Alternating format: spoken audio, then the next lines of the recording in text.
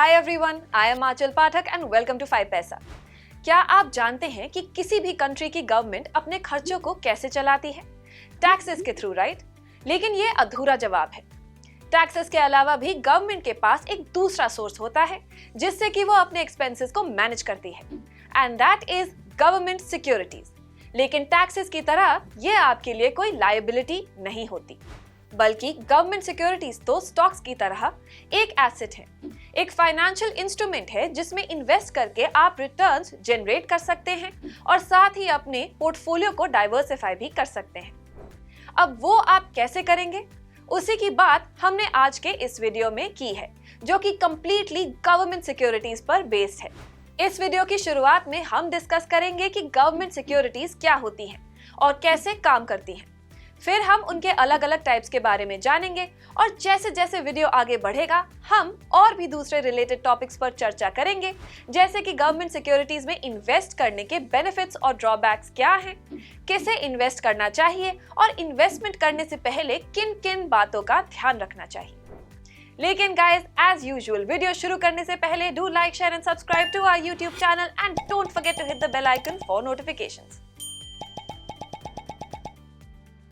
तो फिर चलिए वीडियो स्टार्ट करते हैं with the question, what exactly are government securities?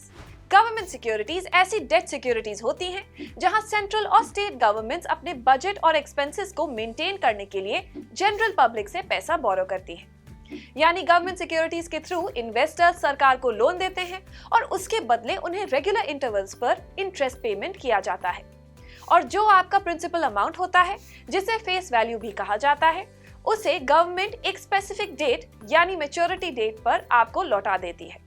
Government securities की मैच्योरिटी 1 साल से कम होती है और उससे ज्यादा भी। इट डिपेंड्स कि वो पर्टिकुलर सिक्योरिटी लॉन्ग टर्म है या फिर शॉर्ट टर्म। अगर हम टाइप्स की बात करें तो गवर्नमेंट सिक्योरिटीज 4 मेजर कैटेगरीज के होते हैं: treasury bills, cash management bills, dated government securities और state development loans. Treasury bills, जिन्हें टी बिल्स भी कहा जाता है, वो एक मनी मार्केट इंस्ट्रूमेंट है जिन्हें प्रॉमिसरी नोट्स के फॉर्म में गवर्नमेंट ऑफ इंडिया द्वारा इशू किया जाता है। टी बिल्स के थ्रू रेज किए गए पैसे का यूज गवर्नमेंट अपनी इमीडिएट नीड्स को फुलफिल करने के लिए करती है ताकि कंट्री के फाइनेंशियल डेफिसिट को कम किया जा सके। Treasury bills are short term instruments and can be used in 3 different maturities: 91 days, 182 days and 364 days. इसी तरह टेम्पररी कैश इम्बैलेंस को मेंटेन करने और इमरजेंसी फंडिंग प्रोवाइड करने के लिए गवर्नमेंट से कंसल्टेशन करने के बाद आरबीआई एक दूसरे टाइप के बिल को भी इशू करती है, जिसे कैश मैनेजमेंट बिल या सीएमबीज कहा जाता है। सीएमबीज की मैच्योरिटी कुछ दिनों से लेकर 3 महीनों तक वेरी कर सकती है, और क्योंकि सीएमबीज कभी भी इशू किए जा सकते हैं, इसीलिए इन्हें most adaptable financial market instruments के तौर पर भी देखा जाता है। Next type of government security is dated government securities, जो कि इंडियन गवर्नमेंट द्वारा नोट्स और बॉन्ड्स के फॉर्म में इशू किए जाते हैं। इन्हें डेटेड सिक्योरिटीज इसीलिए ही कहा जाता है क्योंकि ये एक्सप्लिसिटली अपनी डेट ऑफ मैच्योरिटी को मेंशन करते हैं, जो कि 5 से लेकर 40 साल तक का टेन्योर हो सकता है। यहाँ आपको हर 6 महीनों में इंटरेस्ट पेमेंट किया जाता है, और इंटरेस्ट का ये रेट फिक्स्ड या फ्लोटिंग कुछ भी हो सकता है, जो कि आरबीआई डिसाइड करती है। इसके अलावा आरबीआई गवर्नमेंट द्वारा इशू की गई इन डेटेड सिक्योरिटीज की रजिस्ट्री भी मेंटेन करती है ताकि मैच्योरिटी होने पर इन्वेस्टर्स को प्रिंसिपल अमाउंट पे बैक किया जा सकता है। डेटेड सिक्योरिटीज के अलावा आरबीआई स्टेट गवर्नमेंट सिक्योरिटीज को भी गवर्न करती है, जिनकी मैच्योरिटी 10 साल तक जा सकती है। स्टेट गवर्नमेंट सिक्योरिटीज को स्टेट डेवलपमेंट लोन्स और एसडीएल बॉन्ड्स जैसे नामों से भी जाना जाता है, क्योंकि ये बॉन्ड्स के फॉर्म में ही इशू किए जाते हैं। और गवर्नमेंट बॉन्ड्स और सिक्योरिटीज के इस इशुएंस प्रोसेस को पूरी तरह से आरबीआई अपने ओपन मार्केट ऑपरेशंस यानी ओएमओस के थ्रू मैनेज करती है। ओएमओस जनरली आरबीआई के वो एक्शंस होते हैं जिनके थ्रू इकोनॉमी में मनी सप्लाई को मॉडिफाई किया जाता है।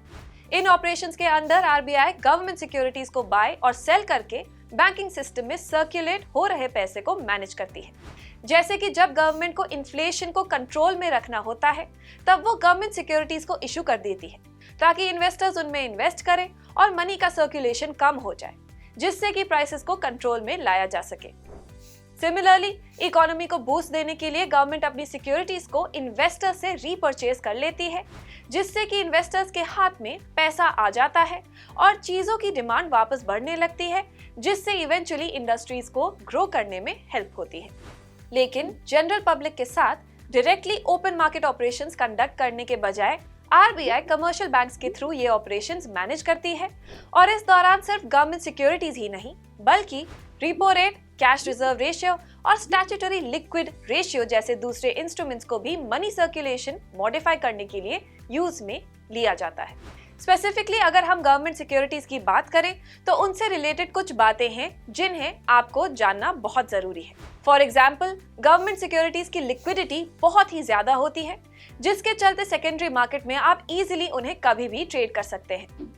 साथ ही गवर्नमेंट सिक्योरिटीज का क्रेडिट रिस्क भी मिनिमल होता है। अगर हम एक बिजनेस की बात करें तो हो सकता है कि इंटरेस्ट पेमेंट या फिर प्रिंसिपल अमाउंट देने के टाइम उनके साथ कोई कैश फ्लो इश्यू आ सकता है, जिस वजह से इन्वेस्टर्स को उनका पैसा मिलने में दिक्कत आ सकती है। लेकिन गवर्नमेंट सिक्योरिटीज सेंट्रल या फिर स्टेट गवर्नमेंट द्वारा इशू की जाती हैं और एक अथॉरिटी होने के चलते ये कभी नहीं होता है कि गवर्नमेंट अपनी पेमेंट्स को मिस कर दे। और ये पेमेंट्स आपको बॉन्ड यील्ड के फॉर्म में की जाती हैं, जो कि बेसिकली आपके बॉन्ड इन्वेस्टिंग पर मिलने वाले रिटर्न्स होते हैं। बॉन्ड यील्ड पर हम ऑलरेडी एक डिटेल्ड वीडियो बना चुके हैं, जिसका लिंक आपको डिस्क्रिप्शन बॉक्स में मिल जाएगा। इस यील्ड को कैलकुलेट करने के लिए आपको अपने बॉन्ड की एनुअल कूपन रेट को उसकी करंट मार्केट प्राइस से डिवाइड करना होता है। इससे ये भी दिखता है कि यील्ड और बॉन्ड प्राइस में इनवर्स रिलेशनशिप होती है, यानी जब बॉन्ड का प्राइस घटता है तब यील्ड बढ़ता है और जब यील्ड बढ़ता है तब बॉन्ड प्राइस घटता है। Now guys, let's discuss the pros and cons of investing in government securities. Government securities में इन्वेस्ट करने का पहला बेनिफिट ये होता है कि आपको अपने रिटर्न्स मिलने की पूरी श्योरिटी होती है, क्योंकि ये सिक्योरिटीज गवर्नमेंट बैक्ड होती हैं, यानी ये सरकार की ड्यूटी है कि वो आपको टाइमली पेमेंट करे। और आरबीआई रेगुलेशंस के अकॉर्डिंग गवर्नमेंट बॉन्ड्स के ये रिटर्न्स भी आपको हर 6 महीने में प्रोवाइड किए जाते हैं, ताकि इन्वेस्टर्स को ये चांस मिल सकता है कि वो अपने अनयूज्ड मनी से भी स्टेडी इनकम जनरेट कर पाए। लेकिन जीओआई सेविंग्स बॉन्ड के 7.75% इंटरेस्ट रेट्स के अलावा हर दूसरे बॉन्ड पर आपको काफी कम रिटर्न्स देखने को मिलते हैं और यही गवर्नमेंट सिक्योरिटीज का ड्रॉबैक भी है। साथ ही गवर्नमेंट बॉन्ड्स एक लॉन्ग टर्म इन्वेस्टमेंट होते हैं, जिनकी मैच्योरिटी 5 साल से लेकर 40 साल तक होती है और इस वजह से गवर्नमेंट बॉन्ड्स टाइम के साथ आउटडेटेड भी होते जाते हैं। और अगर हम आईआईबीज और कैपिटल इंडेक्स बॉन्ड्स को छोड़ दें तो दूसरे सभी बॉन्ड्स की वैल्यू इन्फ्लेशन के दौरान आपको डिक्लाइन होती नजर आती है। तो फिर चलिए ये पता करते हैं कि गवर्नमेंट सिक्योरिटीज में किसे इन्वेस्ट करना चाहिए। ऐसे रिस्क अवर्स इन्वेस्टर्स जो कि अपनी इन्वेस्टमेंट को लेकर एक्सट्रीम सिक्योरिटी प्रेफर करते हैं या फिर जिन्हें स्टॉक मार्केट इन्वेस्टिंग का कोई प्रीवियस एक्सपीरियंस नहीं है, वो लोग गवर्नमेंट सिक्योरिटीज में इन्वेस्ट करने का सोच सकते हैं, क्योंकि सॉवरेन गारंटी के चलते गवर्नमेंट सिक्योरिटीज को इंडिया के one of the safest investment options के तौर पर देखा जाता है। इसके लिए इन्वेस्टर्स अपने कॉर्पस का एक pre determined portion in securities में इन्वेस्ट कर सकते हैं और ऐसा करने से उनको 2 बेनिफिट्स होते हैं।